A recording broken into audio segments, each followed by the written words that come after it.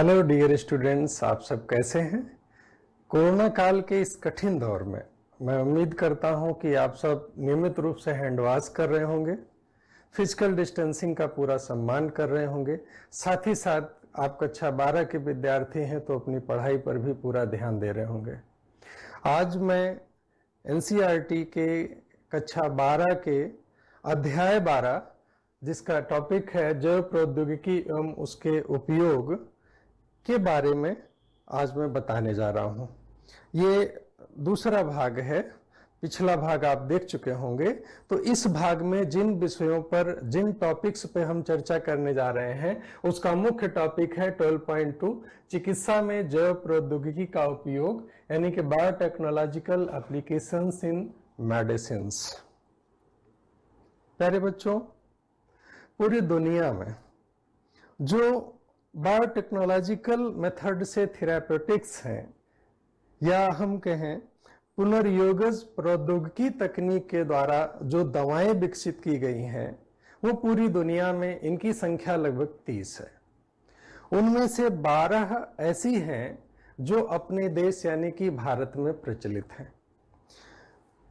Recombinant DNA technology से बनी हुई दवाएं अधिक प्रभावकारी होती हैं उनकी तुलना में जो दूसरे जीवों से प्राप्त करके और मनुष्यों में प्रयोग की जाती हैं। उसमें एलर्जी की भी संभावना है, एलर्जिक रिएक्शंस हो सकते हैं।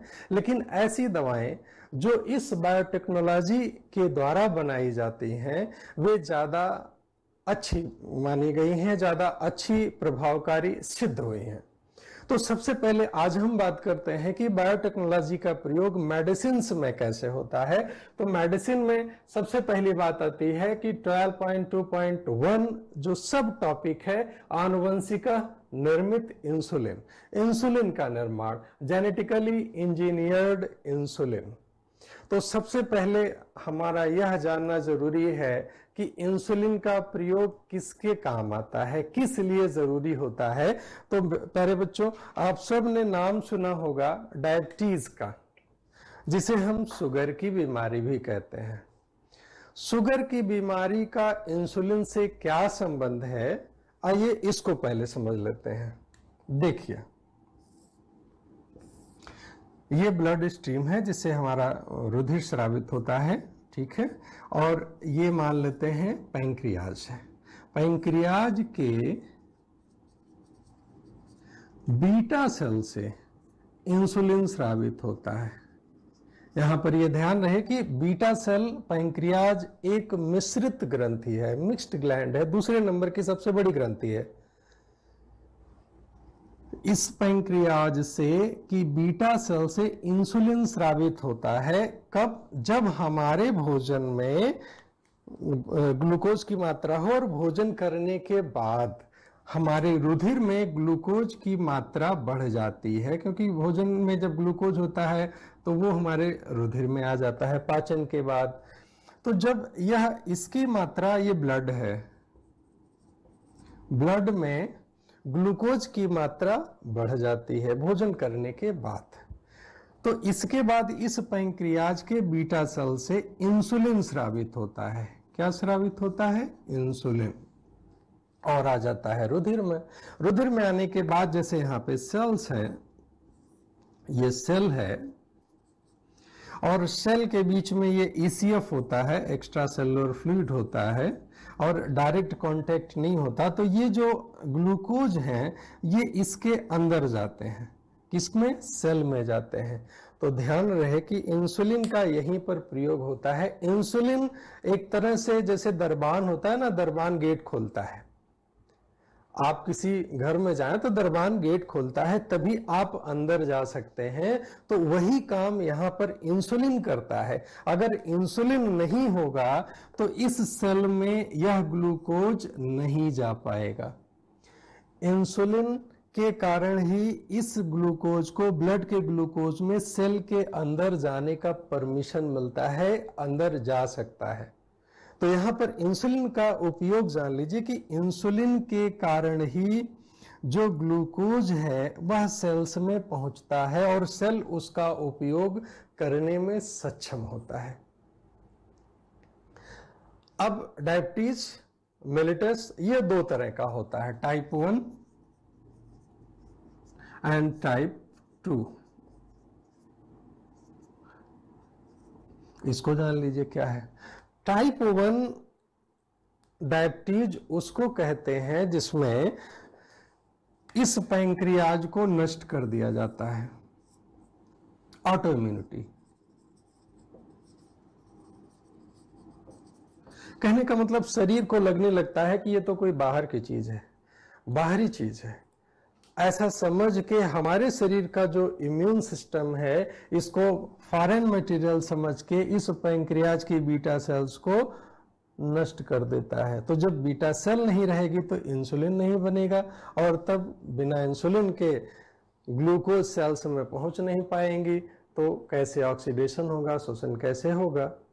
तो ऐसे कंडीशन में टाइप 1 में सिर्फ एक रास्ता बचता है कि बाहर के बने हुए इंसुलिन का इंजेक्शन दिया जाए।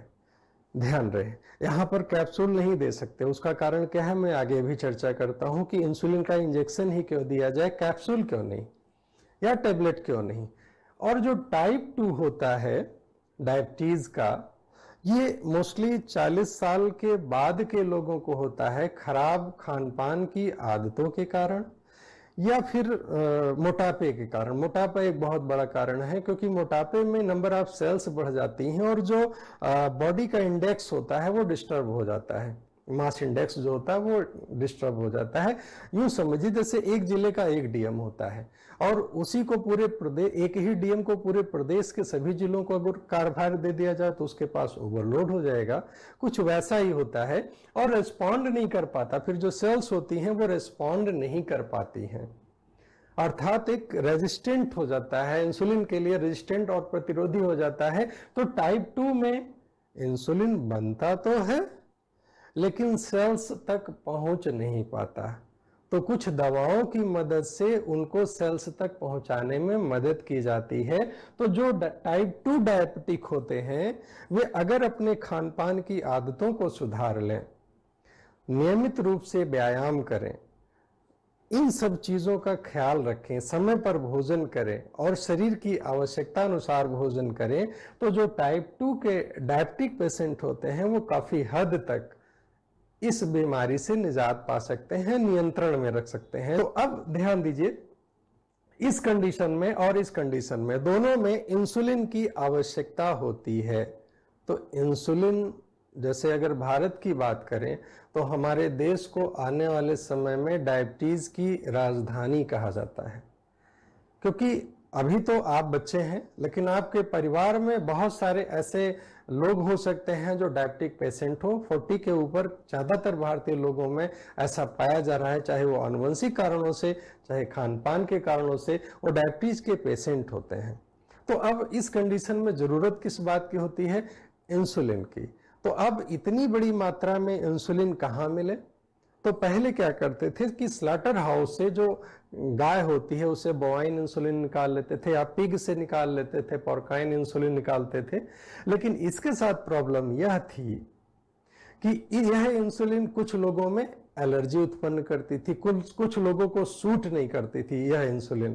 तो यह इसका विकल्प कैसे तलाशा गया, इसका विकल्प तलाशा गया एक अमेरिकन कंपनी ने जिसका नाम है एली लिली, ह्यूमुलिन का निर्माण किया। इसी इंसुलिन को जब हम बायोटेक्नोलॉजी की मदद से तैयार करते हैं तो उसका नाम ह्यूमुलिन दिया गया, ह्यूमुलिन बनाया, जो कि एक इंसुलिन ही है।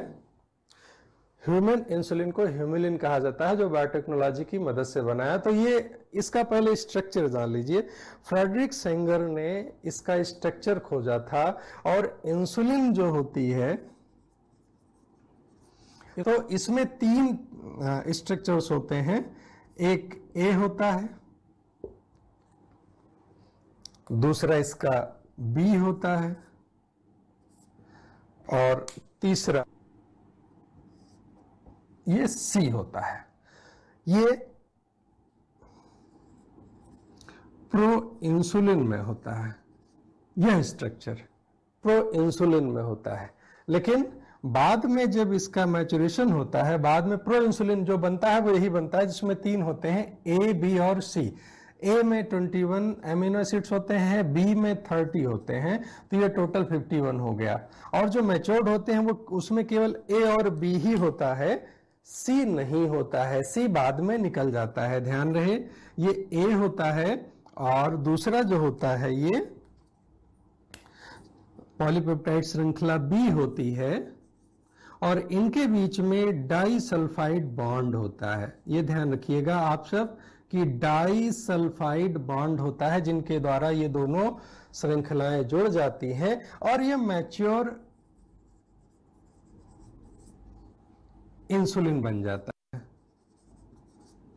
इसको इन्होंने एली लिली कंपनी ने बनाया कैसे? इन्होंने किया क्या कि जनरली क्या होगा कि किसी एक जीन से ये बनेंगे ए, बी और सी, ये तीनों पॉलीपेप्टाइड बनेंगे। उन्होंने क्या किया कि जो ए है यह जिस जीन से बनता है इसको एक बैक्टीरिया में डाल दिया। मान लेते हैं इस बैक्टीरिया का नाम ए है, तो उसमें ए जीन डीएनए का यह भाग जो इसको बनाता है इसको इसमें डाल दिया। अब यहां पे कौन सा पार्ट मिलने लगा? ए पार्ट मिलने लगा, हमको ए मिल गया, ठीक है, ये ए मिल गया। और जो दूसरा बी है इसको दूसरे बैक्टीरिया में, ई कोलाई बैक्टीरिया, ध्यान रहे कि यहां पर कौन सा बैक्टीरिया है? E coli. इसी बैक्टीरिया से इसको बनाया गया था, ई कोलाई, इसको इसमें डाल दिया। और ये बी जो श्रृंखला है इसके प्लाज्मिड से इस यहाँ पे प्राप्त होने लगा, तो ये बी श्रृंखला से बी प्राप्त हो गया, तो ए मिल गया, बी मिल गया। और बाद में लैब में इन दोनों को यहाँ पे ला के और आर्टिफिशियली डाइसल्फाइड बॉन्ड से जोड़ के और एक इंसुलिन का निर्माण कर लिया और फिर इसका इंजेक्शन बना के मार्केट में सप्लाई कर दिया। ये किया गया। अब एक प्रश्न जो कि एनसीईआरटी में पूछा गया है कि आप जरा सा विचार करें कि इंसुलिन को ओरली यानी कि मुख के द्वारा यानी कि कैप्सूल के रूप में दिया जा सकता है कि नहीं। तो प्यारे बच्चों ध्यान रहे कि इंसुलिन एक हार्मोन है, ठीक है, और ये ऐसा हार्मोन है जो कि 51 एमिनो एसिड का बना है।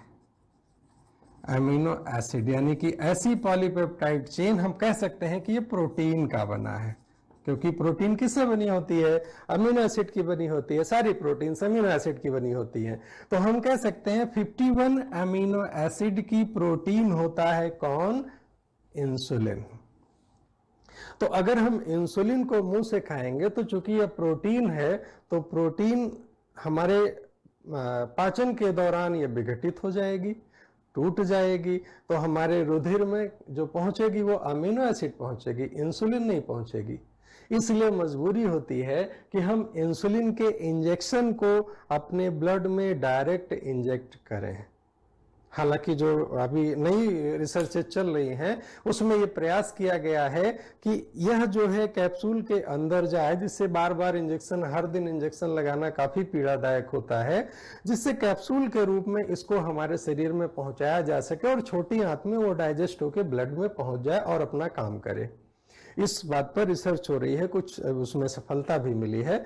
तो इस तरीके से इंसुलिन का निर्माण बायोटेक्नोलॉजी या जेनेटिकली इंजीनियर्ड तरीके से इंसुलिन को बनाया गया, जिसमें एक बार मैं फिर बता दूं कि इस कंपनी ने 1983 में एली लिली जो कि अमेरिकन कंपनी ने कैसे बनाया कि इसमें 3 हिस्से होते हैं, ए, बी और सी। ये प्रो इंसुलिन में होता है, सी का कोई इस्तेमाल नहीं, सी को बाद में अलग कर दिया जाता है। तो क्या किया है कि ए जिस जीन से ए पॉलीपेप्टाइड श्रृंखला बनती है उस जीन को एक बैक्टीरिया में डाला, जिस जीन से बी पॉलीपेप्टाइड श्रृंखला बनती है बी को दूसरे बैक्टीरिया में डाला, क्योंकि बैक्टीरिया में यह सिस्टम नहीं होता कि ए और बी को बनाए और फिर उसको जोड़ के हमें कंप्लीट इंसुलिन दे, उनमें यह मैकेनिज्म नहीं होता है, क्योंकि बैक्टीरिया को इंसुलिन की कोई आवश्यकता नहीं है। हम अपनी जरूरत के लिए ई कोलाई का इस्तेमाल करते हैं, बैक्टीरिया का इस्तेमाल करते हैं, क्योंकि इंसुलिन हमको चाहिए होता है। और सी जो है चूंकि उसका उपयोग होता नहीं, बाद में इसको अलग कर दिया जाता, तो सी पॉलीपेप्टाइड को जहां का तहां छोड़ दिया गया और ए और बी से प्राप्त जो पॉलीपेप्टाइड है उसको हम अलग से जोड़कर डाइसल्फाइड बॉन्ड्स के द्वारा मैच्योर इंसुलिन या इनकॉर्पोरेटेड इंसुलिन का निर्माण करके हम उसको इंजेक्शन के रूप में तैयार कर लेते हैं और बहुत बड़ी मात्रा में हम इसको सप्लाई कर सकते हैं, और यह डायबिटीज के मरीज के लिए वरदान साबित हुई। उस चीज से भी छुटकारा मिल गया जो कि गाय या सुअर से जो प्राप्त होती थी, जो एलर्जी की प्रॉब्लम थी, वह इसमें नहीं रह गई। तो इस प्रकार बायोटेक्नोलॉजी की मदद से हमने ह्यूमुलिन यानी कि ह्यूमन इंसुलिन तैयार किया, जो आनुवंशिक निर्मित इंसुलिन है। इसके बाद बात करते हैं जीन थेरेपी या जीन चिकित्सा की। देखिए, हम में से कोई भी बीमार होता है तो वो डॉक्टर के पास जाता है। डॉक्टर क्या करता है? पहले बीमारी की जांच करता है। बीमारी की जांच के लिए वो क्या करता है?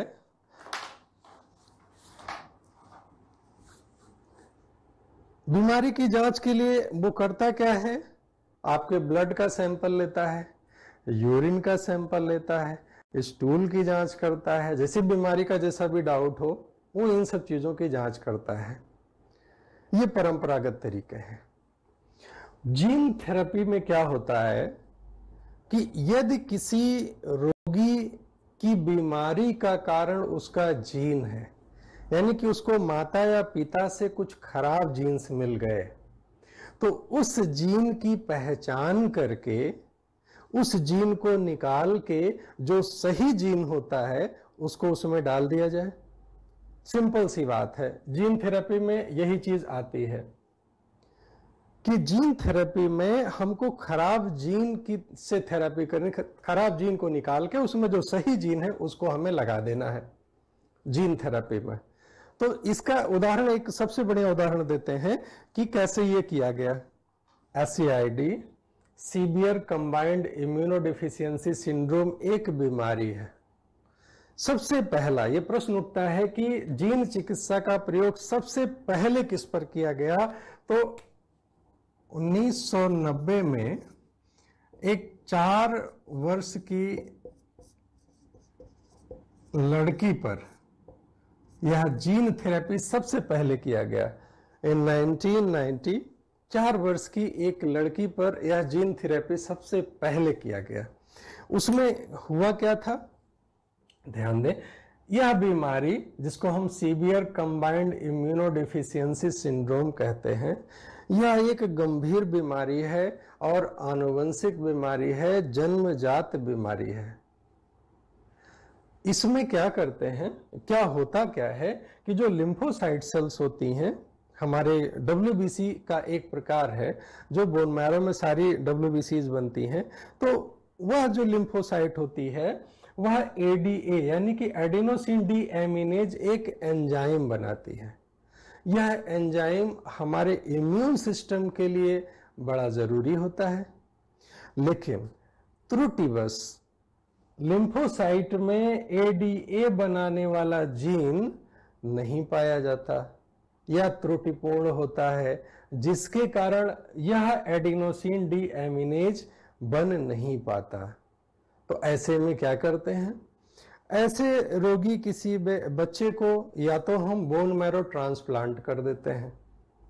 बोन मैरो ट्रांसप्लांट किसी भी स्वस्थ व्यक्ति से लेके हम उसका बोन मैरो लेके और उसको ट्रांसप्लांट कर देते, तो बोन मैरो से WBC बनेगी, उस WBC में ये लिम्फोसाइट भी होगी और उससे फिर सामान्य तरीके से इसका निर्माण हो सकता है। एक तरीका ये है।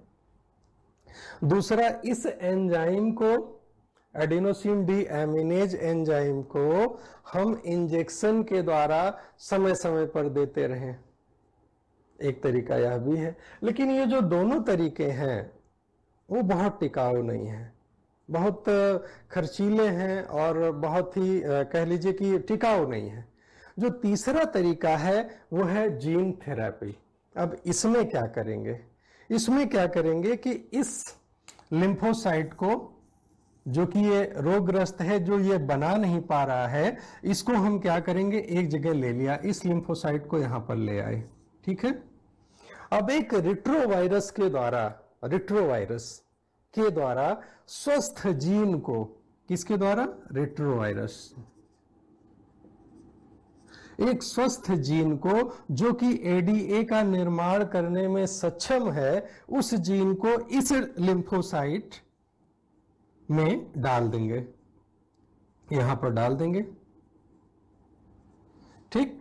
अब यह लिम्फोसाइट इस एडीए का निर्माण करने में सक्षम हो जाएगा और इसका रेप्लिकेट करा देंगे। बहुत सारे ऐसे जो हैं ये लिम्फोसाइट्स बनते जाएंगे, बहुत सारे लिम्फोसाइट्स। अब ये जो स्वस्थ लिम्फोसाइट्स हैं जो कि एडीए का निर्माण कर सकते हैं, इनको हम एक इंजेक्शन के द्वारा उस प्रभावित व्यक्ति में दे देंगे, ठीक है। इनको हमने दे दिया। अब ये तो जो लिम्फोसाइट है, ऐसा तो है नहीं कि ये इमॉर्टल है, मतलब ये कभी खत्म नहीं होगी, डब्ल्यूबीसी है, सेल्स है, कुछ समय बाद ये भी खत्म हो जाएगी, नष्ट हो जाएगी। तो क्या करेंगे कि हमारे पास जो दूसरे इंजेक्शन के और ये इसके और भी कॉपियां हैं, और भी जो चीजें हैं स्टोर करके रखा है, इसका इंजेक्शन बना के दे दिया, फिर और जो है उसका इंजेक्शन बना के दे दिया। इसलिए समय समय पर इंजेक्शन के रूप में हम इस लिम्फोसाइट्स को, इस रिकॉम्बिनेंट लिम्फोसाइट्स को बायोटेक्नोलॉजी के द्वारा बनाए गए इस एडीए, एडिनोसिन डीएमिनेज बनाने वाले लिम्फोसाइट को हम समय समय पर इंजेक्शन के द्वारा इस व्यक्ति को जो कि इस रोग से ग्रस्त है, एससीआईडी रोग से ग्रस्त है, इसको हम देते रहें। लेकिन यह इलाज भी थोड़ा सा कठिन है, तो इसका बेहतर तरीका क्या है कि जन्म के पहले ही, भ्रूणावस्था में ही लिम्फोसाइट को निकाल करके उसकी पहचान करके कि एडीए का निर्माण कर रहा है कि नहीं कर रहा है, और अगर नहीं कर रहा है तो स्वस्थ जीन को इस लिम्फोसाइट में डाल के और उसके बाद इस लिम्फोसाइट को पुनः उस शरीर में पहुंचा दिया जाए, और जिससे यह एडीए का निर्माण करता रहे। तो इस थेरेपी को, जिसमें जीन्स को हटाकर, खराब जीन्स को हटाकर अच्छे जीन्स को डाला जाता है, इसको जीन थेरेपी या जीन चिकित्सा कहा जाता है। Very simple. आज का आखिरी टॉपिक, जिसको हम आणविक निदान या मॉलिक्यूलर डायग्नोसिस कहते हैं, 12.2.3 सब टॉपिक है आणविक निदान या मॉलिक्यूलर डायग्नोसिस। जैसे परंपरागत तरीके क्या है, जैसे कभी कोई बीमार होता है, कभी कोई डॉक्टर के पास जाता है, तो जैसा मैंने बताया कि उसका ब्लड टेस्ट होता है, यूरिन टेस्ट होता है, ठीक है, जैसी जरूरत होती है और भी टेस्ट्स होते हैं। लेकिन सामान्यता जो देखने में आता है, ये टेस्ट कितने तरह के होते हैं, आइए हम इस पर चर्चा करें, जिसमें 3 चीजों की खास चर्चा होती है। जिसमें नंबर 1 पे आता है पीसीआर। पीसीआर में क्या होता है, पॉलीमरेज चेन रिएक्शन में बहुत ज्यादा यूज में आता है। जो कोरोना का टेस्ट हो रहा है उसमें भी पीसीआर का यूज होता है। पीसीआर में होता क्या है, देखिए, जैसे कोई भी व्यक्ति किसी भी बीमारी से संक्रमित है, किसी भी जीवाणु या विषाणु द्वारा संक्रमित है, तो हमारे शरीर में उनकी संख्या शुरुआत में बहुत न्यून होती है, बहुत कम होती है। तो बहुत बार ऐसा होता है कि हमारे ब्लड टेस्ट में वह डिटेक्ट ही नहीं हो पाता, उसका पता ही नहीं चलता। तो हम क्या करते हैं कि ब्लड का सैंपल लिया और पीसीआर मेथड से, पॉलीमरेज चेन रिएक्शन में, हम उसकी संख्या को कई गुना बढ़ा लेते हैं। इवन पीसीआर मेथड में हम उस सैंपल से उसके डीएनए को 1 मिलियन टाइम तक हम उसको बढ़ा सकते हैं, आधे घंटे में। इतना ज्यादा उसका मल्टीप्लिकेशन हो जाता है। तो संख्या जहां हमें बहुत न्यून मात्रा में मिल रही थी, पीसीआर के बाद वो प्रचुर मात्रा में मिल गई और हम उसको आसानी से डिटेक्ट कर सकते हैं उस बीमारी को।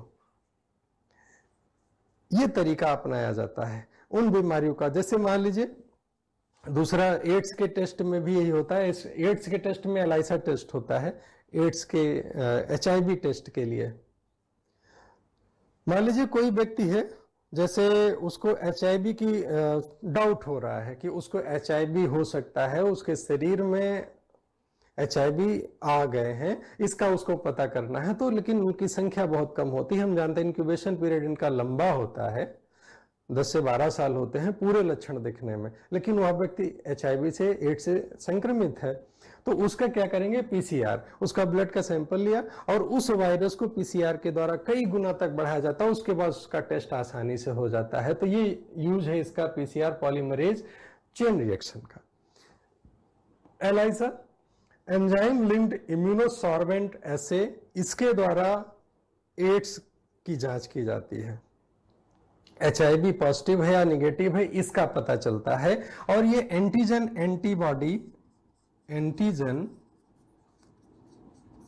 एंटीबॉडी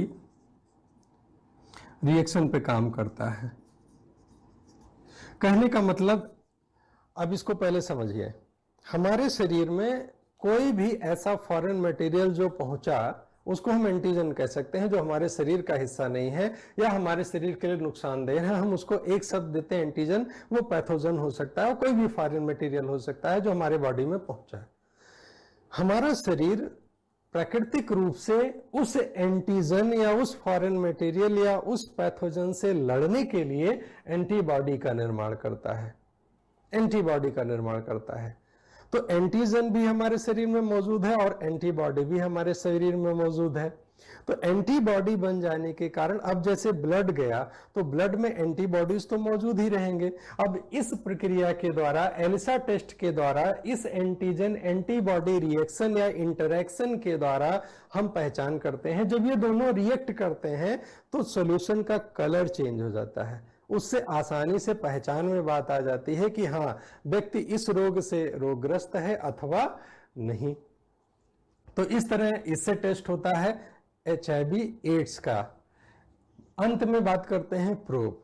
प्रोब कहते हैं एक ऐसी न्यूक्लियोटाइड श्रृंखला होती है DNA की जो कि रेडियो एक्टिव होता है, क्योंकि हम जब किसी भी ऐसी श्रृंखला को सामान्यतः देखते तो दिखाई नहीं देता। जो प्रोब होते हैं ये रेडियो एक्टिव होते हैं